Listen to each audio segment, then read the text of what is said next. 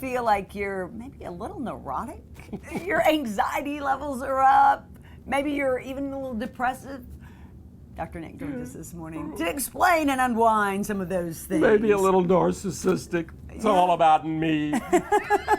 We can all have those moments in a week's life where we might feel some of that. But there's a system and a theory out there that I found intriguing. I found something in psychology today a number of weeks ago, and it's really stuck with me, and I've even used it with several clients, and they seem to like it as a type. We know it's like anything. It's not the end of the world, but it's a type. And it's basically saying that there are 4 areas of life that if we continue to grow those, the tendencies towards neuroticism, depression, anxiety, ego-centeredness, narcissism, borderline behavior, whatever, that goes down. Ooh, I like it. To the degree that these go up, that goes down. And trying to make it real simple, one is kind of what they call extroversion, which is really more just social, reward-seeking, very gregarious. And I know people have social anxiety, but it can come in its own form. Sure, it's just getting out there, perhaps. Getting out there Interacting. and interacting in your own way, focusing on getting some kind of accomplishment, maybe doing some kind of teamwork, even if it's dyad, one-on-one. It's the people connection. Okay. So that's one, and then consciousness is more about just being industrious, hardworking. Okay. Makes sense, doesn't it? Sure. Focused, industrious. On other things, and you're not discipline, organizing. I mean, these things that I'm not the greatest at, but I'm working at it. They're getting better because I think that they're real.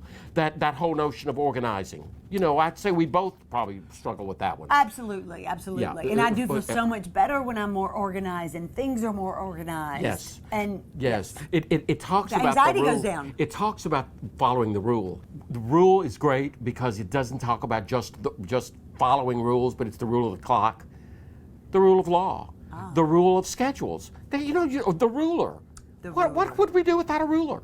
Right. I mean, we need to measure.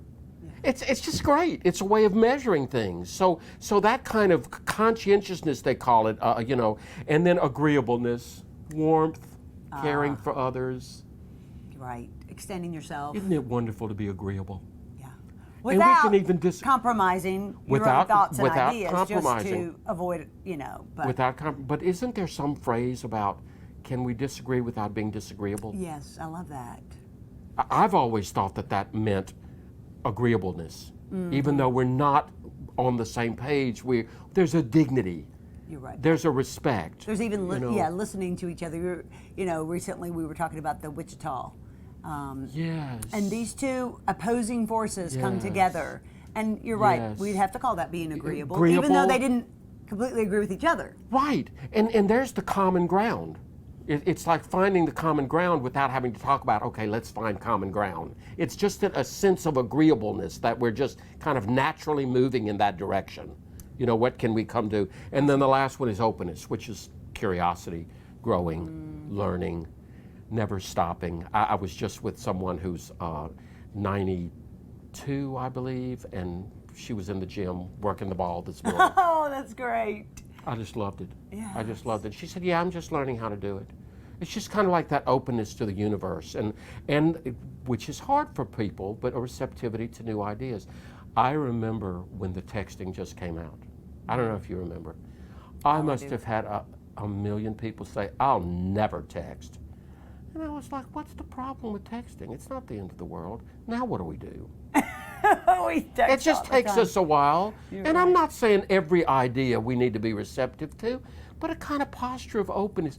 Do you believe that maybe as those grow, I do. the Nikki, I never neuroticism thought can about go it. down, the anxiety can go down? Absolutely. It's not, and a part of it is that it's not navel gazing. It's Navel gazing? navel gazing, thinking about me. Being, Oh. navel gaze. I'm sorry, Staring at your navel, I Well, guess. that's what we call it off the streets. Is navel? Yeah, That's street talk. cute. Navel gazing. It's like get out of the navel gazing.